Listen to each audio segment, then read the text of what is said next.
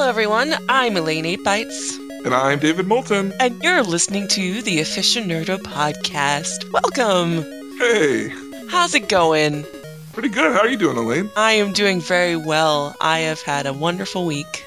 Oh, that's excellent to hear. Excellent to hear. What, is something on your mind? I'm wondering, David. What? I mean, I feel like all the answers are self-evident at this point, but... Are they all there written before you? They might be. Have you figured out all the clues?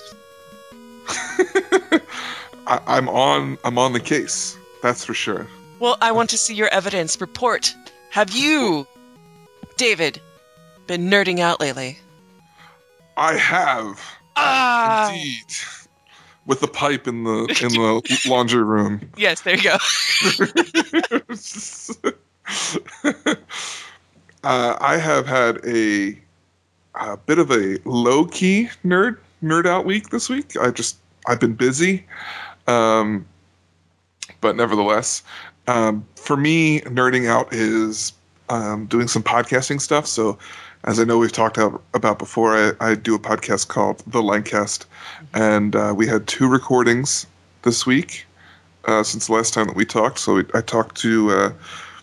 I interviewed some guys who do a production company called Chet Roy Productions, and that was pretty cool. Cool. And then this weekend I had the opportunity to interview Dawson McAllister from Dawson McAllister Live. Okay. Are you familiar with him? No, but that's okay. That's totally fine. That's totally fine. He is a nationally broadcast phone-in well, no, he's not a psychiatrist, but basically a phone-in psychiatrist for...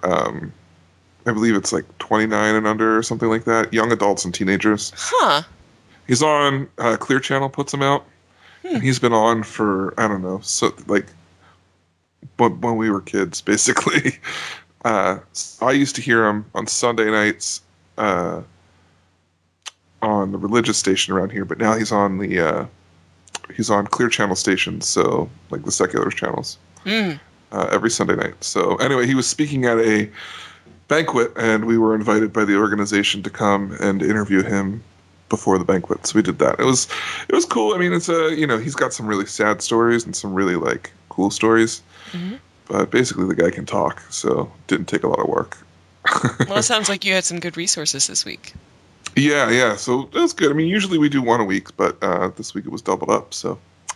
All right. That would explain why maybe I missed out on your attention this week. Yes.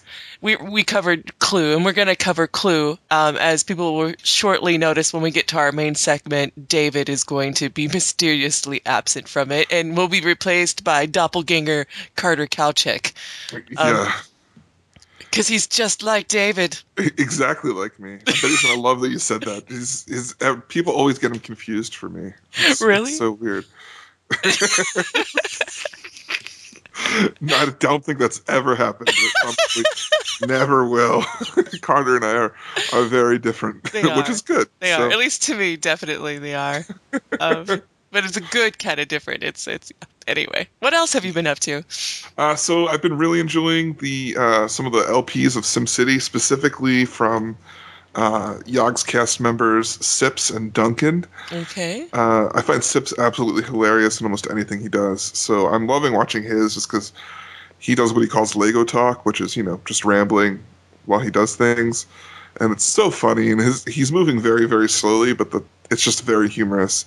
And on the other side, Duncan's moving very, very fast with this city, but he's making a lot of mistakes. So it's kind of interesting to watch him kind of come back from that. A way to keep an eye on the game until it's finally fully ripened and ready to pluck from the gaming tree. Right, and cheap. Okay, there's that too. Okay. Well, maybe. We'll see. But other than that, I played Smallworld for the first time, which is I want to play that game. Oh, so you haven't done it either, then, I'm assuming. I have not played Small World. No. It is fun. It is way more complex than I don't know why I thought it was going to be, but it's a lot of fun.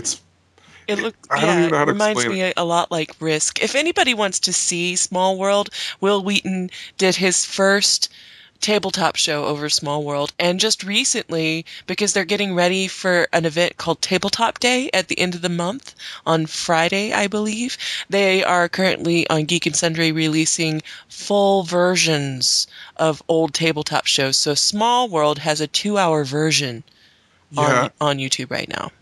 Here's the funny thing about that. When that went up, I thought, 2 hours? How does that game take 2 hours? And it just about took us an hour and 45 minutes to play. I mean, granted, I was learning, so I was moving a little slower than everyone else, but that's like a medium-length board game, though. I mean, like, if you think about it, if it sits down, it takes you 2 hours from start to finish a board game. I would call that a medium level of commitment for a board game. A lot of games take about 2 hours to play, I think, on average. Yeah. So just rounding out what I nerded out on, I got together last night with some friends and watched some more American Horror Story, which I'm enjoying more and more, and it's kind of gone from like creepy to just kind of weird. Like, I mean, when I mean creepy, I mean scary creepy to just kind of weird creepy, which is good because I'm not a big fan of scary. And then, of course, Being Human and Frasier, because you're getting ready to be a doctor and a werewolf. Yeah. Well, I will just call me Dr. Werewolf from now on. Okay. How about you, Elaine? Have you been nerding out lately? I have been nerding out. What? So other than diving into our main topic this week, which was a great, wonderful event for me because Clue is one of my favorite movies, and well, you know, I'll leave that for the main section. My Android broke. What? No, what happened? It just completely gave up the ghost, and I'm super duper mad and frustrated and dark side about it right now. Angsty. Force powers do not work. I do not have the lightning coming from my fingertips. Basically, I was sitting at my desk, and I was actually researching Clue. And I looked over because my phone made a funny noise. And I looked over, and I'm like, phone? Yes. And I picked up my phone, and it's not plugged into anything, and it's giving me this error message right now. It says, charging has been paused. Voltage is too high. It's not plugged into anything. It won't. It drains its battery super fast, and it's not plugged into anything. It thinks it's plugged into a USB port, and it's basically done. I have a few theories. Another techie friend of mine thinks the motherboard went bad on it. But it was fine one day and then it broke. Just straight up dead. So I'll have to take it back in and probably get a refurbished one eventually. But I'm sad because I didn't realize how far I had gotten pulled into the smartphone world. And I do remember there was a time where, not too long ago, maybe... When did I start texting people? When did I finally give up and got into texting people? That has been at least a little bit longer than 3 years. But maybe 3 years ago, I was like, I don't understand this texting thing. If you want to talk to somebody, you just call them on the phone. You know? Didn't get it. And then, of course, as soon as I got a phone with a proper keyboard at the time to do it with, because I was never going to be a T9 texter. I couldn't do the number pad T9 texting thing. You know what's funny is this oddly sounds like your argument against Facebook. Oh, no. Like, it's so funny because I just predict eventually. Guess who's on Facebook now, Mr. Martin? Well, he can go Facebook side if he wants. I'm still not doing it. One. No, it's broken. But I mean, I realize now that I wouldn't go back to a normal phone. Like I'm so upset. I'm sitting over here and I'm like, I could just get a cheaper phone, and it kills me a little on the inside. Yeah, that's something I've told people so many times. They're like, "Why do you have a smartphone?" This and that. I'm like, "Well, once you have one, it's so hard to go back." Yeah, because it's been an incredible use. I use it for so many different things that I'm used to it now, and I don't want to go back to not having this tool. So there it is. But I got Just today, I learned about this new game called Monster Loves You.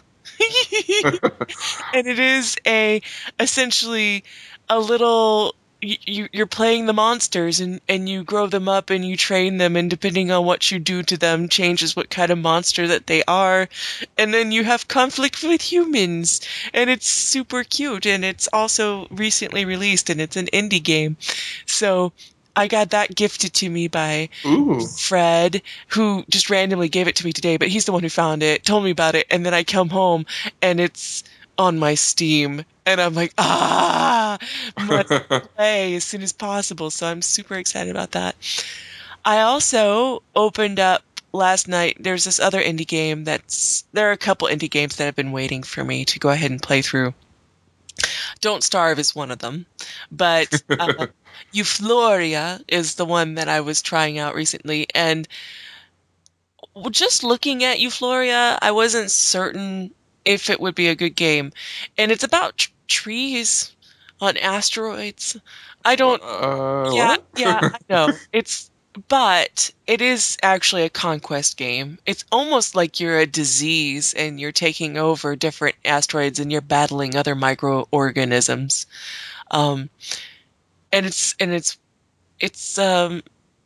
what do they call them? A strategy. Real Uh, time RTS or? it feels a lot like an RTS with Hmm. trees. So I enjoy that a lot, and it has good music, and it's an interesting artsy sort of thing. And I haven't even really dived that deep into it, but it is a strategy game, yes. Let's see. I also recently was on the tweets, and the Carter Kalchik came back after we were talking about movies, because I recorded the main segment with him earlier this week, and now I'm recording with you. But um, he sent a tweet to me about Guess Who, the fake movie trailer. You need I mean, like, if it would just go click on it. It's brilliant. It's wonderful. It's like, I'm gonna. it's terrible and wonderful all at the same time. Um, so yeah, go give that a watch. Definitely geek worthy. It's a movie geek though. It's like every bad action thriller mystery film you've ever seen wrapped up in the worst concept ever. Well, they Um, made battleships, so. oh no, but that was a real thing. This is satire. And because I'm slow, I am only still on the first season of the Game of Thrones. But this week I watched up through to the Golden Crown, which everybody should know what I mean by the Golden Crown if they watched it, and if you don't, that doesn't spoil you. So, um, I don't. I've never seen Game of Thrones. all right, well then you're not spoiled. But now everybody can turn their ire directly on you and be Yeah, like, I "You know. haven't watched Game of Thrones? Are you mad, David? I'm sure it's good. I'm sure it's good. Do you I just. remember our 2013 list or our 2012 list? It was number one." I know. I know. I need to. It's just I like to wait till things are done and then consume them at a very fast pace. Well, I can agree with that. It would have worked better with Lost, for example, to wait until that was done to consume. Yeah. But anyway, and then I've been watching more Once Upon a Time. One observation about Once Upon a Time, though, is the evil queen. Every time they cut to her in fantasy land, her evil outfits are very dommy. So, like, every time they cut to her, they're getting more and more fantastic. But she's very fond of leather. Now, is the evil queen? Are you current with Once Upon a Time? No, I'm still in Okay. the first season. Okay. I don't know who the evil queen is then. Uh, So, well, that's revealed in the first episode. So, do oh. you want me to tell you who I'm talking Well, I about? mean, is it the girl from Rumpelstiltskin? Is she the evil queen? Okay. There are two big bads in Once Upon a Time season 1. Okay. Okay. The first big bad is Rumpelstiltskin, who's a little bit more of a mysterious big bad. We don't know what he's in this for. And then we have the evil queen, a la Snow White's stepmother. Okay. No, I'm thinking of the episode I saw featured the girl from Rumpelstiltskin as a bad guy. Okay, well, I don't know if you started on season 1. Nope. I only seen one episode, and it was the newest one. Okay. So, Well, there are other types of villains, most certainly.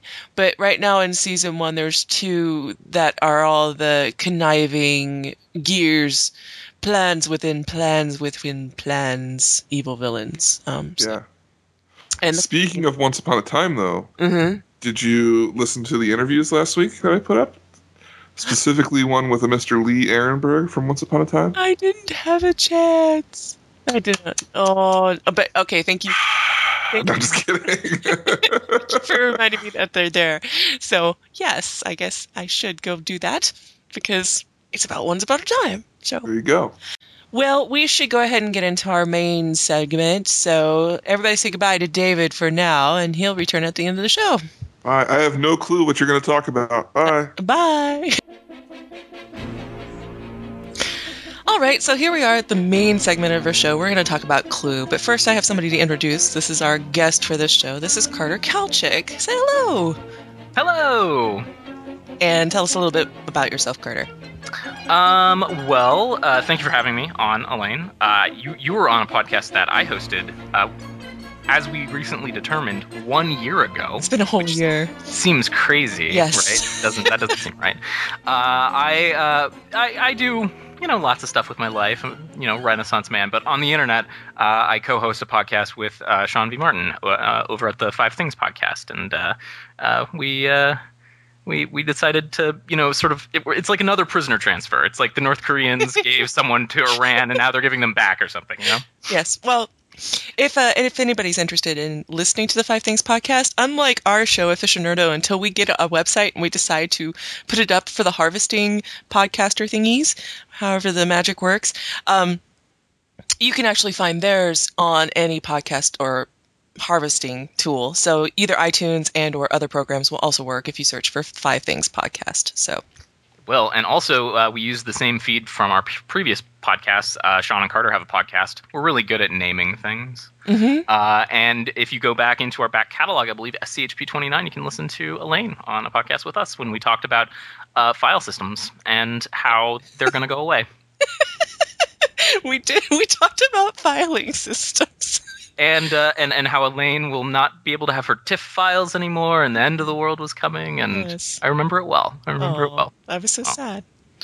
You were. It'll be all right. We'll figure it out. Windows 7 is a pain, by the way, as far as all my final. Oh my gosh, so many features that I hate, and they're features, not bugs, right? Windows 7 or Windows 8? Windows 7. Oh well, I It's what they have at my work right now. Still on my Mac. And we don't. I don't even know what my work is going to do when we move on to 8. I think everybody's just going to drown in a sea of confusion. So. I don't know even where to begin with that. So we should probably just let that one. Can I just put that one out there and have you ignore it? If you want, we can talk about that for 2 or 3 hours. But I think we should probably skip it. Probably not. We would never get to Clue. Exactly. I have a traditional before we get to Clue. It is a traditional question, and you get on the show. I need to ask you, Carter. Ask away. Have you been nerding out lately? I have been nerding out lately. Elaine. Yes. Now that you ask that, I've been it's good nerd. Oh, it's the good frothy headed nerdy. Oh, it's awesome. It's delicious. Also, I'm really good at metaphors. So continue. I don't know about you or David or any of the other guests who've been on or that anyone else in the world of Aficionerdo, but I'm a big fan of Frank Herbert's Dune. Mm-hmm. The little book about some people on a desert planet and not a lot of water. There's not a lot of water there. Not a lot of water there, and it eventually got ripped off by George Lucas to become part of the core of Star Wars. Mm-hmm. And I have a tradition. I have been reading Dune every year since I was 11. So I'm 25 now, so this is my 14th reading of Dune. Just the first one.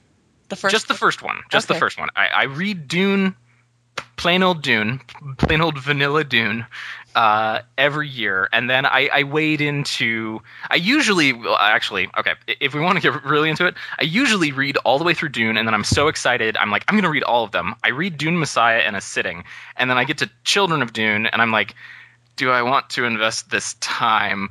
And then I stop. Okay. Because, there's a lot of books there in the, original Frank Herbert Dune universe, if you want to add the rest of the... 19, as we discussed on our previous podcast. Well, I stick with the core. I believe it's 7. Yeah, you might have missed this, but David said that he's going to read the whole series in series chronological order. That sounds awful. I was like, how are you going to do that? And he's like, it'll be great. Because he is nerdcore with Dune. Yeah. I've read the some of the prequel books, and I'm not a fan of them. So Frank Herbert's son, Brian Herbert, I'm rehashing stuff you already talked about. But anyway, he partnered with Kevin J. Anderson. Elaine, are you a fan of the Star Wars novels, or have you read any of the Star Wars novels? I stopped when they exploded as well. So I read Timothy Zahn, and then I read the Apprentice series after that, Jedi Apprentice with Kip Duran and the Sun Crusher. And then after that, I think I also read the Courtship of Princess Leia and a few of the side ones. And then I remember something about organic ships and it getting really weird with some lizard people. And eventually I switched over to the Young Jedi series, and then I stopped. And I'm like, this is now too many hands in the cookie jar. I can't really keep up with all the things that they're doing at this point. So left it alone. Well, they invited Kevin J. Anderson to write some of those books, as you know, and they're terrible. They're just really poor writing, and he brought that style to the Dune universe with Frank Herbert's son. Anyway, so as I said, this is my 14th reading of the original Dune, and I got out my copy. Here, I'll get it right now. Okay. You can hear me getting my books. Okay. So I have it in my hand. Mm-hmm. It is threadbare, and it is just pure yellow. Mm-hmm. And there are these streaks along the edges of it where the oils from my thumb holding the pages have soaked into them. This book is sacred now. It is sacred. It's like the Velveteen Rabbit. It is now real through love. And I need to save this in, and I actually do plan to do this. I need to save it like in a Ziploc bag, in a box away from air and must and whatever, so that I can read this copy of it to my children when they're ready to read Dune. So I went to the old bookstore, like a brick and mortar bookstore. This is pretty nerdy too, because they exist? You have to find. They do. I found one. Okay. I had to go to the freaking mall. Oh my gosh. I don't even want to go there. Wasn't that a lovely experience? That was like the least nerdy ever. It's just like, oh, this is anti-nerd. I feel like oppressed. And I went to the bookstore. Actually, I bought 2 books, both nerdy. One of them is called John Dies at the End, which is fantastic, and I would recommend it to anybody. Both the book and the movie, they're fabulous. And Dune. And they have like 30 different types of copies of the original Dune. They only had one when I was a kid. So I had all these options. Like, they have these ones that are like for 90-year-old people to read with giant text. Yeah. Get a Kindle. Yeah. Anyway, They had my original version, but they also have this new style of paperback that's a little taller and a little thicker, and it's a lot easier to read. Like, I sat down and read the first chapter, and I'm like, oh, this is a really pleasant reading experience compared to the original, where the text is all just like giant pieces of text shoved onto one page. So I repurchased Dune, and I'm in the midst of my 14th rereading of it, which I think is pretty nerdy and awesome. How far is Paul? Oh, I just literally started it today. So Paul is sitting in on the meeting of Duke Leto and all the counselors, trying to decide, trying to work through the Harkonnen scheme. He just killed the Hunter Seeker. He's still trying to figure out this impressive, or I should say, repressive feeling of destiny. Like, Yes. I feel so much destiny on my shoulders. Yeah, he's still struggling with terrible purpose. Terrible purpose. There you go. I know. There's a terrible purpose. This terrible purpose. Would being a mentap be a terrible purpose? I look at my father and I feel a sense of terrible purpose. There's so many great little phrases and lines in Dune, like plans within plans within plans. And Yes. It's just wonderful. But, Carter, we're here to talk about something not Dune. But no, that's great. And do you think we should have a show about Dune? Do you think we could? You should. You should have a show about Dune. Maybe you should come back and talk about Dune someday. I would be happy to talk about Dune through Chapter House and none of the rest all night. That way I could just listen to you talk to David about Dune and then look like I'm smart by just being in the same virtual room with the two of you. There would be a nerd explosion of epic proportions. It would be... I don't know if that's wise. No, I think it would be great, and I would love to get it on tape. So, tape. Isn't it funny the things that we still say? Anachronisms. I know, I just said that. A child of the VHS days. So, we're here to talk about Clue, one of our mutually favorite movies. Best movie ever? Great movie or greatest movie? I don't know. Yeah. Speaking of VHS tapes, I know that I originally rented the hell out of it from my local video rental store on VHS and watched. That's where I watched it as a kid. Like, I don't know, every few months probably. Mm-hmm. And rewatching it as like a slightly older person, I wouldn't even say I'm an adult, but like as a teenager, I then like was able to peel back layers and layers. Yes. I watched as a kid. I watched this movie and I liked it for the slapstick. Mm-hmm. But then as you get older, the movie just gets better and better. It's a great movie.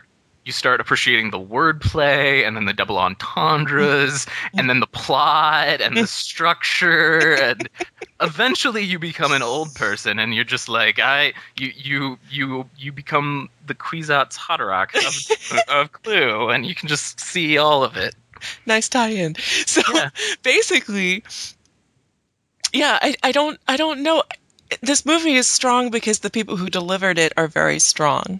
Like, the entire cast is just knocked out of this park. Cast. Made this movie that flopped in the box office into what it is now. And it is one of my favorite movies. Like, if I try to think about how I would... Like, if you made me choose between different movies, how many times would I choose Clue over movie B? It would be happen a lot. Clue would be... Like, if I had to take... my 10 movies to the desert island, Clue would be probably one of the first ones I pick up. Clue needs to come to the desert island. Ghostbusters, the first one, needs to come to the desert island. I'm sure I can think of some others, but meh. You can save that for a topic. Yeah, the desert island topic. Yeah. Funny that, huh? Yeah, it happens. Desert island movies. It's a fabulous movie, and one of the things that I didn't learn about it until I was doing my research on it this week was that it was written and executive produced by John Landis, and then I'm like, oh, I get it now. It was one of those awesome 80s movies that John Landis was a part of the production team of, and then I'm like, oh, of course, it like totally fits in with, it's like Trading Places and Three Amigos, and I'm like, yeah, he just like owned the middle of the 80s and awesome funny movies. Although he didn't direct this one, which I thought was very interesting. They had a first-time director for Clue, and he pulled it off. Him and the production team pulled it off stunningly well. So the director was Jonathan Lynn, because I'm totally looking at the IMDb now. And as you said, the writers was John Landis and Jonathan Lynn and two more writers. I think all the writers deserve a standing ovation. No, why is Jonathan Lynn listed twice? Whatever. As a writer? Mm-hmm. I don't know. Well, I mean, I have the Wikipedia page open, and I noticed that the movie itself like used some different there's like lots of different ways to refer to people on the production of a movie. Like it could be written by this person and the screenplay is a separate piece done by another person, and it might be the same person, so they might list them twice. So I'm pretty sure that Jonathan Lynn and Jonathan Landis did the screenplay, and Jonathan Lynn did the script as well. And they might have had a fourth person. They might have had a third person. So many brilliant lines and one-liners in this movie, and the way that they are delivered just makes them so good. Like, I quote this movie. It's one of the most quoted movies that I... To make a long story short, too late. Too late. Too late. The one-liners are fantastic, and a lot of them. So, I was thinking about this movie in a really different way than I have thought about it before. When we were preparing for this, I was being a lot more critical, and I was pausing it and like figuring out stupid things. But one of the things that I eventually just sat back and started watching it because I'm like, I just like after about 30 minutes, I'm like, just watch it. Just watch it. That's the kind of movie it is. Right. Just watch it. Let it pour over you. And one of the things, that I noticed about it that I don't think I've noticed before is that it's really reminiscent of a play. In its blocking and how the characters interact with one another. The thing that I was just blown away when I was really focusing on it was that this movie is very meticulously blocked. Like, the characters move around a lot in very intentional ways with the camera. There's even jokes about the blocking. Yes. So, like, I was very appreciative. Like, so there's one scene in particular that I just want to, like, point out. It's not even that terribly funny, but the blocking is incredible, and that's because it's all in one take. It's when they go to the kitchen and when they want to split up, and Wadsworth cuts the Fire Stick matches. Yes. And it's one continuous shot from when he moves into the frame with the things. Yes. And they all pick them out of his hand, and they are matching them, and the camera keeps moving, and then it ends. No one says anything. Nothing. Which is why this scene gets cut out when it goes to TV.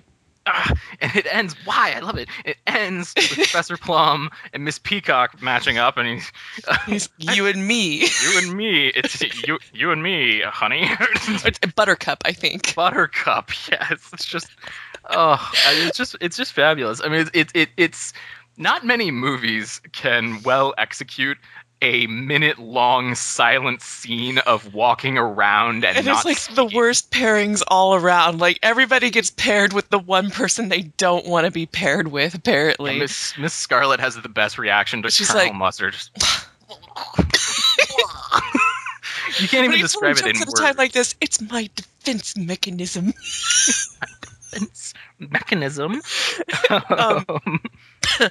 So before I get too ahead, there are a couple things that I was looking into about this movie, and now I think I'm going to have to watch these two other movies because I wasn't really aware of them, but now that I know.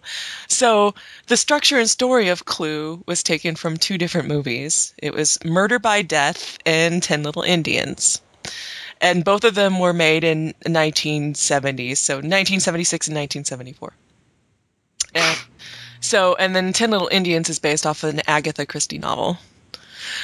So supposedly a lot of the way that people die or the kills in Clue are homages to 10 Little Indians.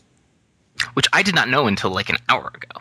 Yeah, so now I have to watch 10 Little... And I'm sure it'll be like one of those weird things. If I go backwards, I'll be like, this is just like Clue.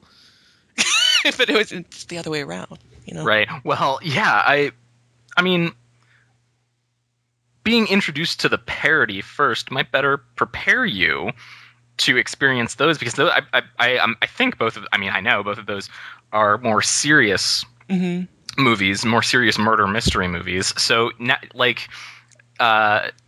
You sort of understand the genre because they were making fun of the genre, or like lovingly making fun of the genre, and lovingly introducing you. Well, because I'm going to bring up like genre parodies here in a little bit and how I hate them. Yes. Okay. But now you sort of it's like you've played the board game. It's like you've gone through the paces of how a murder mystery works in a fun, lighthearted way that is not very serious, and it's not. I mean, it's intricate, but it's not very intricate. And all I have is Tim Curry running down the hallway with the dagger over his head, and everybody's staring at him like, go Tim Curry. Run down the hall! This movie. Oh, this movie. So, speaking of that sort of, there was one really brilliant thing that they did with this movie, I thought, and it might be picked up from... probably not 10 Little Indians, but that other movie that you referenced. Murder by Death. Murder by Death. It takes Murder by Death by putting a whole bunch of detectives in a building. Okay. Together. So anyway, one thing that Clue, I thought about the story that I thought was really excellent was, so we're in the middle of a genre parody, right? And while the themes are very serious, murder, death, chaos, right? Like people killing each other in the dark and stormy night. The themes are very serious, but the tone is very light, right? Mm-hmm. So it can be difficult to pick out any of the seriousness there because of the tone. And I thought one way that they were able to really implement that really well was by setting it in the 50s in the middle of McCarthyism and the HUAC trials, so that there's this kind of ominous like this storm of communism, as it were, over all of them that they can kind of be afraid of and pull down into their his scene where he's crying over his wife being a socialist. And she's crying, and then Mrs. White, the craziest person of them all, walks up to him, and she's all verklempt, and she's like, I know. So, well, nobody's perfect. A socialist. I know we're not doing this movie any justice. I know, everything is just so funny to me. Right, well, we'll probably continue to just, as we discuss how much we love this movie, continue to quote the one-liners. So if you're listening to this and you haven't seen it, you just go see it, and then you'll come back and appreciate it. I don't even think we can really spoil this movie because it's a murder mystery. It's not even about the mystery, though. It's about the delivery. It's about the lines and everybody playing their character at all times. I mean, I know that seems weird to say for a movie, but these people are just characters, and they never ever you can look at different parts of the movie, and if you watch Mrs. White, when she gets upset, she'll have flames going down the side of her face, not literally, but she'll be having her nervous tick, her eyes will tick, and she'll her hands will they'll spasm, tremble a little, yeah, but that was way before she has her meltdown scene that they just ignore at that point because everything is just so messed up at that. Right. Well, and Professor Plum is constantly, he's addicted to sex, right? Exactly. So. And even in the background of stuff, you can see him looking at people and shuffling up to them, and get off me! Get off me! He's got to watch this movie, and then everyone can say the lines with us. No one could get in that position. Sure they can. I'll show you. So well, you're totally right. The entire cast is just completely, sells the movie and are awesome. I think that there really are some breakout performances. I mean, Tim Curry is this is his all-star performance of any movie, I think. Oh, that's a big claim, because there are plenty of Tim Curry movies that people would point to as their favorites. Well, I think that his performance in this is the best of any of his performances. I would say that this is my favorite Tim Curry movie, yes. I don't know if it's my favorite Tim Curry movie, but it's my favorite performance that he gives, particularly as we get to the third act and he's explaining everything. That is a tour de force of Tim Curry, just monologue after monologue.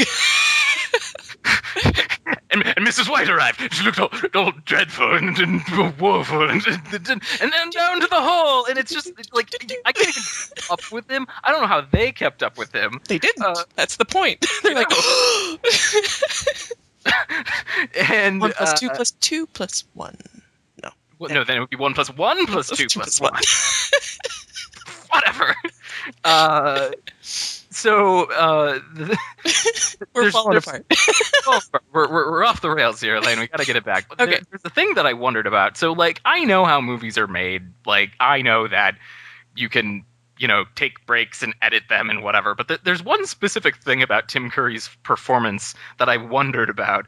Is if all the running around was causing him to perspire a lot, and that's why they had him do that shower thick gag so that he just looked wet. Like they didn't have time to powder him down. Right, I'm completely serious. So that he could just like go on and be like, no, we'll put you in a shower so everyone thinks you're wet, and then you can just perspire, and it's fine. And we won't, we'll just deal with your shine a little bit, and then you're good. You're good. How many times did they make the chandelier fall? 2 times. Yeah. Okay.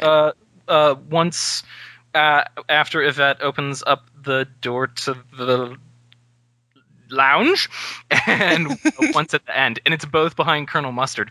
And I was still paying close attention to the movie at the time. If you're watching pretty closely that first time, you can tell that there's just like a quick cut, and that he wasn't. They were dropping the chandelier, stopped, reset, and then put a broken chandelier on the ground. Yeah, sometimes the cuffs are a little bit rough, but they did what they could do, I guess. You can't drop a chandelier behind it. Like, no insurance company is going to let you actually do that. It's CGI at the time, so one thing that Elaine and I were talking about off air before we started recording was how strictly this movie conforms to its own internal continuity and consistency. There are, spoiler alert, if you haven't seen it, there are 3 different endings. That's the big spoiler, I think. I'm sorry, what was the big spoiler? That there are 3 different endings. Yes, that's true, but think there's a 4th ending as well that never made it, but right, so it doesn't count. Right, I read about that too. So, anyway, each one of them has a different killer or killers, and Wadsworth strings together a plausible accusation against them. And if you go back and look at the specific moments when that one character would have had to have been away, they're actually not in the scene. And I might have never even noticed that when I was a kid, but now it's like, oh, when Mrs. Peacock's the murderer, hey, there's this one scene when she's not there, and that's when she was killing the cook. It's like, you guys are brilliant. Mm-hmm. So yeah, you can definitely go back and see where they weren't. Literally. Right. Yeah, like there's care there, just to like make sure that everything, is set up correctly. Because if it's unbelievable that one of those storylines took place, then then it's not as funny at the end, because you're like, yeah, but I saw her there, so that's not true. It loses some of its. It's surprisingly difficult to keep track of 9 different people, 6 guests, Mr. Body, Wadsworth, the cook, and then. Okay, so there were 10 to start with. Yeah, Yvette. And then we have people who come in from the outside. The motorist, the cop. Singing telegram. Dot. Shortest appearance ever. Yeah. The only time one of in any of the endings except the magical 4th one that I actually don't know what happens and wasn't shot. And I'm glad they took it out. But you should explain it here. Probably. The only time one of the pseudonymed characters actually kills someone in any of the plot lines is when Yvette kills the cook in the first ending, in the A ending. But for all the rest of them, it's either one of those characters or all of those characters. And one way that what I started to do, and in my notes, I started bolding these sections as I was noticing them, was I would count how many people were there. Mm-hmm. I would just I would be like 1, 2, 3, 4, 5, 6, 7. Okay, they're all there. Okay, move on. And then if I was like 1, 2, 3, 4, 5, 6, because they're always with Wadsworth, I'm like, one of them's not there. Paused it. I'm like, okay, who's not there? Peacock. Write it down, put it in bold. And after my 3rd time of doing that, and I was realizing that I was spending more time writing the note of who wasn't there than watching the movie, I'm like, all right, I'm satisfied that they did their homework here. Yeah, no, yeah. Eventually, I'm pretty certain that they were like, this is a true mystery. Like, if you were to go through, you'd be like, it could have been them. It could have been them before the endings come. But one of the reasons that I like this movie is because one ending is not more correct than any other ending. Though I do like the ending where he's shot at the end. That is my preferred ending. Right. Because right. I think everybody had a hand in it. And it's like, oh, that matches these characters who are all people who would take advantage of that situation. The point is that none of these people are good people. And that they're hamming it up so that they can blame somebody else. Right. And it's fun to watch an ensemble performance, even if it is in murder. And that ending, I think, is the most comical because all of them sort of realize that they all were responsible for something else, and they all have great lines like, when Professor Plum, well, then who did I kill? He was my butler. Ah, shucks. Ah, shucks. Yes. Who are you, Perry Mason? Yeah. And, of course, Madeline Kahn's brilliant improvised performance when they reveal that she strangled Yvette. Yes. I didn't know that was improvised until this viewing because I've never read the Wikipedia page on it. The fact that she came up with that all on her own and all of her business she basically came up with on her own, I'm just like, she's just the best. I love Mrs. White as a character and easily probably one of my favorite lines in that movie is just her reaction. Flames on the heaving breaths. And actually, so I did research on the board game because I'm just that kind of nerd. Yes. And one of the major changes from the board game is that the Mrs. White, most of the characters in the board game are basically the same as the character in the movie, except Mrs. White was a cook.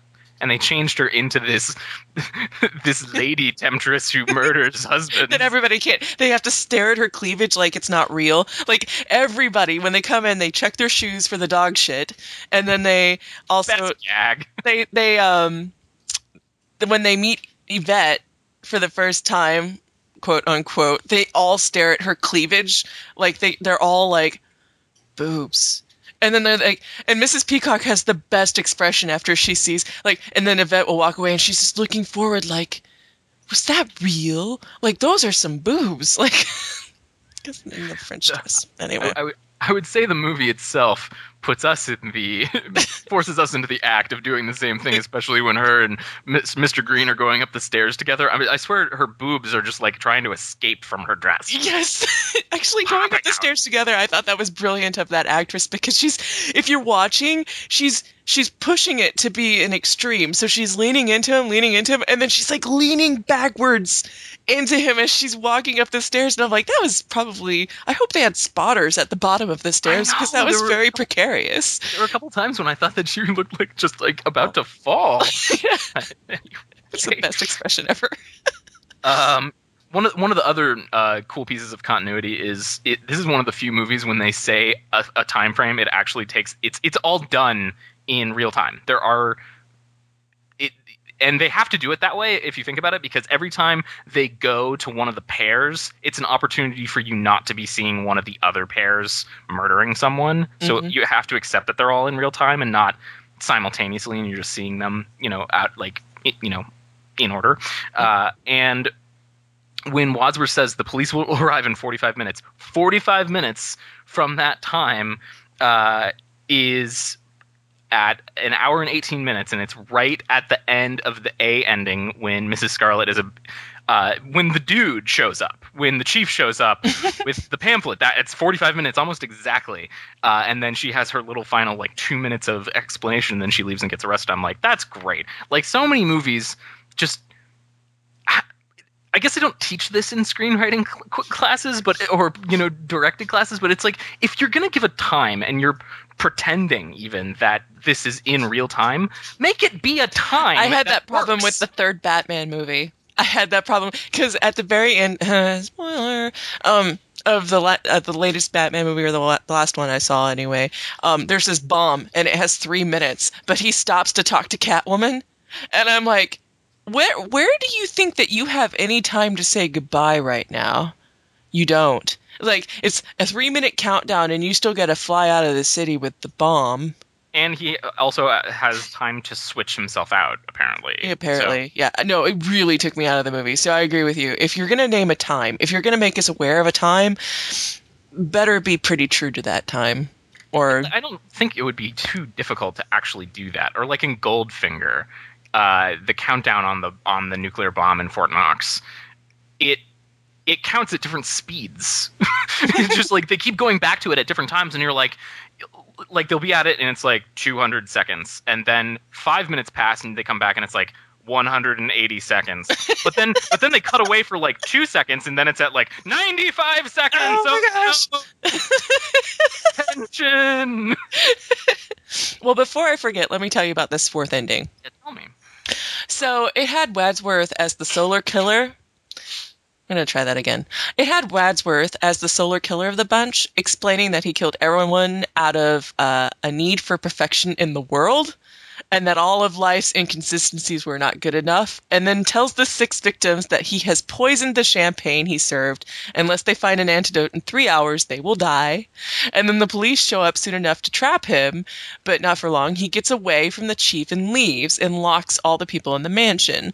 Then he steals a police car. He notices a smell, and then he thinks it's his shoes, but it's really a Doberman that ended up in the back of the police car, and it lunges for him, killing him. The police car crashes, and it implies that the others got out, maybe, because the Dobermen were not around the building anymore. Oh, that's awful. Yes. Terrible. Although, I will note that in my notes of who was and wasn't present, Wadsworth also had all those opportunities. He did. He did. So they set it up in the the plot so that Right. It could have been there, but they cut it. And you can find like screens of it in a special movie release screen book about the movie. Very rare book. So it existed, but they cut it. And the reason I like that they cut it is because it doesn't match the other 3 endings very well. The other 3 endings sort of end with the police being there, and I don't like the idea of him getting out and crashing a car and there being a dog. It doesn't match. Like, we stay in, to a certain extent, we arrive to the mansion. Why is the car stopped? It's frightened. Because, you get the shot of the mansion and the lightning coming down, which is beautiful. Right. My first note is, it was a dark and stormy night. Exactly.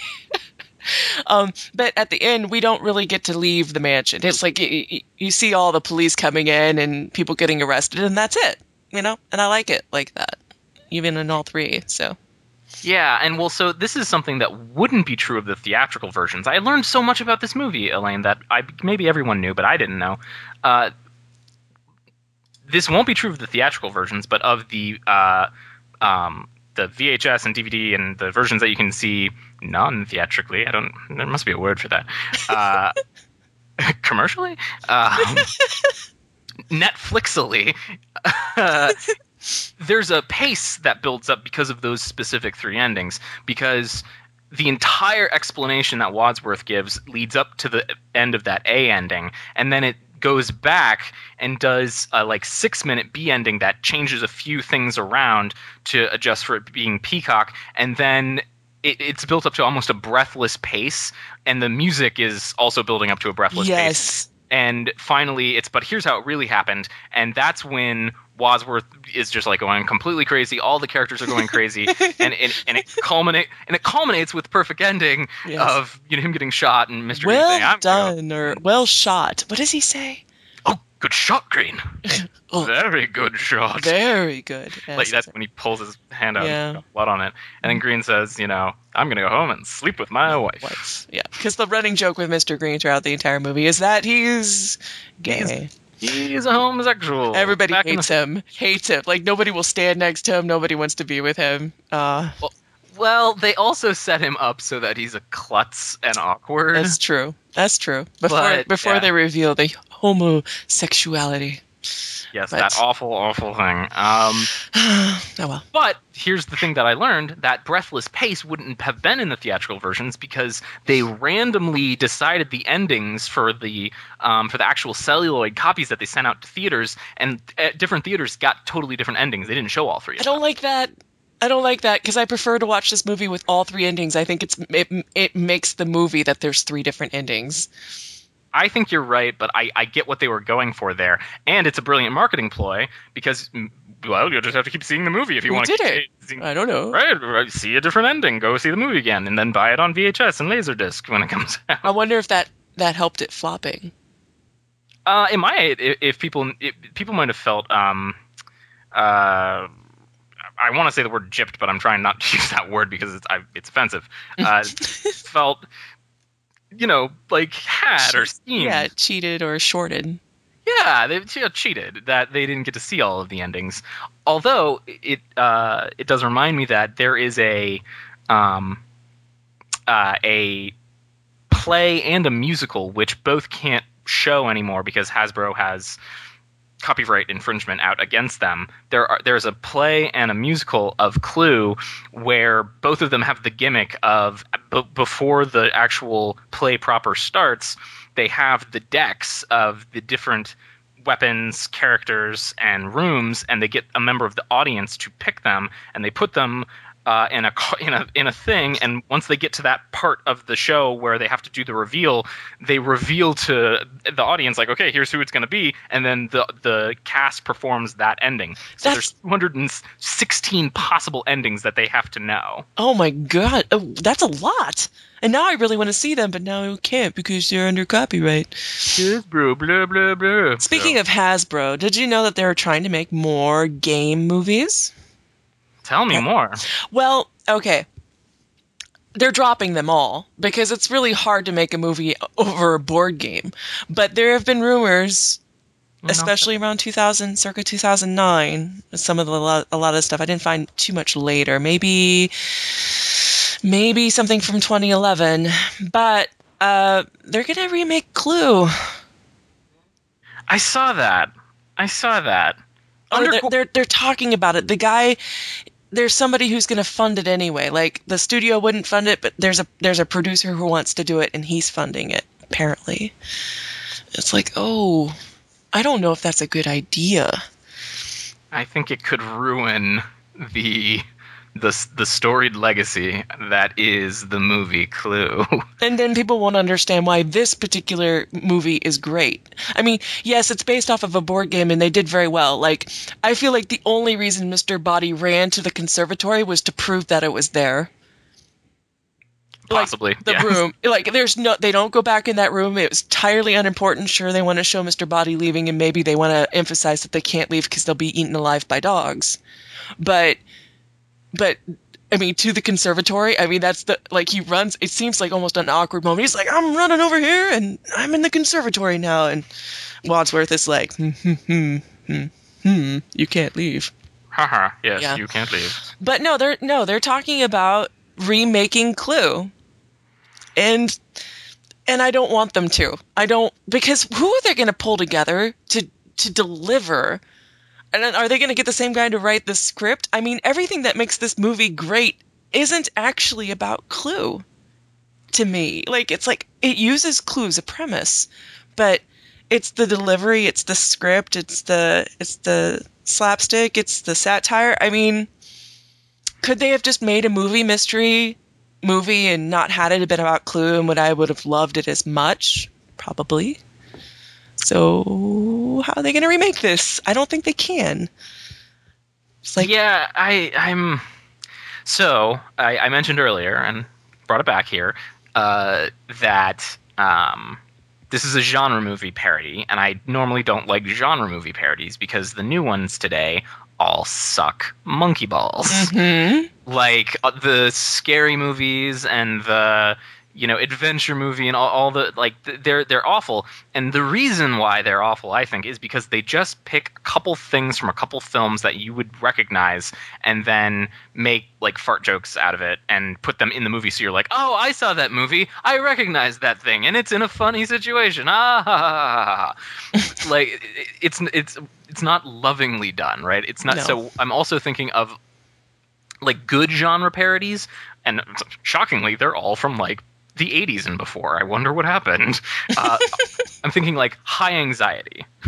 It's like it's a great parody of Hitchcock films, and it has a couple like recognizable things from Hitchcock films, but it's mostly just playing with the genre conventions and the character types that you're used to and the musical cues, or like Young Frankenstein, probably the best genre parody ever. It just like takes some like little bits and pieces of the genre and puts it back together in a unique way. And I think that Clue, I don't know if they could have made a genre parody of murder mysteries better without using Clue, because I think that one of the really interesting things that sort of underscores the movie is the fact that it's based off of a board game, and that the board game itself was based off of those genres back in the 30s and the 40s, like Agatha Christie books, and like someone just had the idea of taking all of those conventions and putting them into a game, something fun, and then that sparked the idea of doing Clue. I don't think it really matters that they picked up like the names of the people in Clue, but they picked up sort of the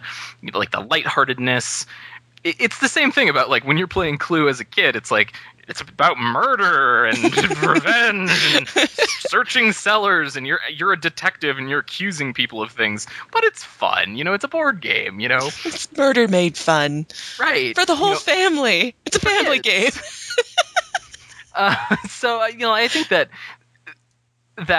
that's why it was successful as a genre parody, because it had a good genre to parody, and they got a really good screenwriter, and they had a good idea. Definitely did a lot better outside the box office over the years than it did in. Oh yeah, I didn't see the budget on Wikipedia, but it only made $14 million, and I imagine it was a lot more than that. So, but I'm glad they made it anyway, because that means that we get to enjoy it now. Exactly. And I don't know if I'll be glad if they do a remake. No, I don't. I mean, but would I be able to resist seeing it out of homage to my classic? Like, am I going to be able to look away? Like, I'd definitely see it. Yeah, and then I'll hate it, and then I'll be like one of those people like, don't ever watch this one. Watch this one. This is the one you want. This is the goodness right here. You know? Yeah, it sort of lets you be an aficionado of something. I like the good version of this. A hipster on Clue.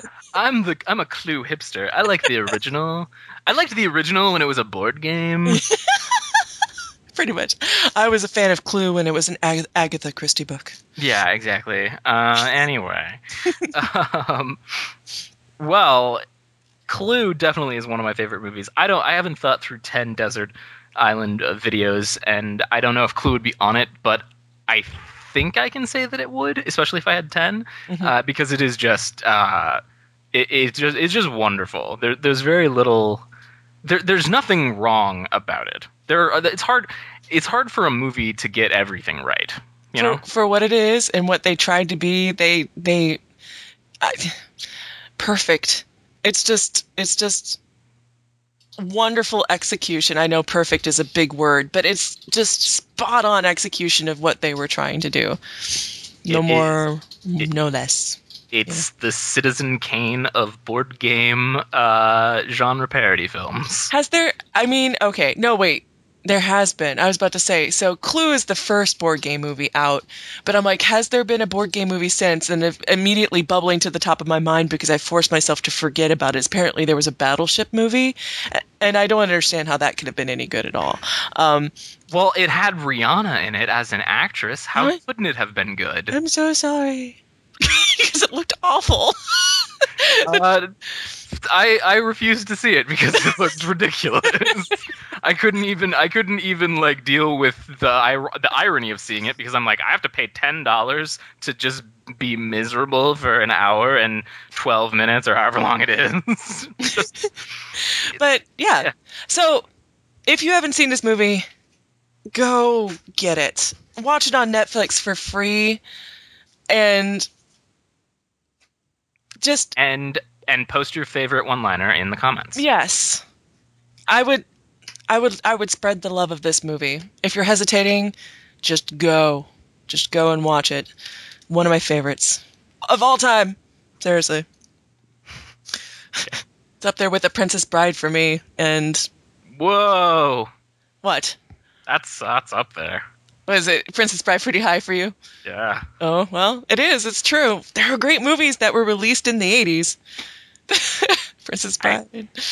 It was a wonderful time for film, and now we're in an awful time for film. Oh, wah, wah. Wow. Clue released 3D. That's awful. The dog jumps out at you. Maybe it will be more in the style of the board game, and it will be like CG animated, and the characters will be anthropomorphized little pieces from the game. You're hurting my soul right now. And it will be wonderful. No. Like, you could sell that to me. Then I'll be like, if they made a second Clue movie and it ended up being wonderful, I would probably come back to you and say, I have a new theory. That you can't make anything out of Clue and not have it suck, basically. It's like the subject itself is just gold, maybe. Well, we can check back. I'm sure we'll have reason to check back on that theory. Right, it'll be like a 1-minute review. It sucked. Theory disproved. Well, Carter, thank you so much for joining us for this. I'm really glad that you decided this was his idea, everybody. But that's because once upon a time we said we must discuss this like a year ago.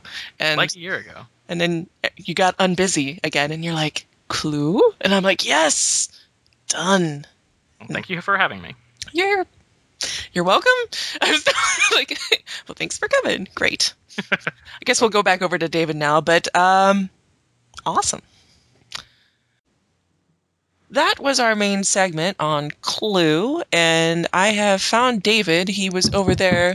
Can I come in yet, Elaine? Yes, come on over. Hey, okay. Hey, all right. How's it going? So, hopefully you enjoyed that main segment. It was do you amazing. think that we should do a show over Dune? Do I think we should do a show over Dune? Duh. Okay, well, I guess we'll start working on that. And as usual, we need to wrap up our show here, which means we have some picks of the week. David, what is your... Okay, so my pick of the week is, I mentioned him earlier in my nerding out, is Sips from the Yogscast. Mm-hmm. Definitely check out his channel on YouTube. He is hilarious. Basically, I mean, he just makes watching LPs fun. I mean, doesn't matter what he's playing. I mean, there are some things I've skipped, but most of them, it's entertaining just to listen to how he makes up stories about everything and how, because for instance, when watching SimCity, people were ill and he made up stories about how everyone was breaking their arms and then they died, and he was like, well, they broke their arms and the gangrene spread and then their family had to move because they smelled bad and they just died in their house. Yeah. So that's why I enjoy watching this stuff. So you should definitely check it out. Okay, very cool. I'll go ahead and give him I definitely haven't seen any of his work, so I will go check out that LPer. Excellent. And my pick of the week is not internet-based.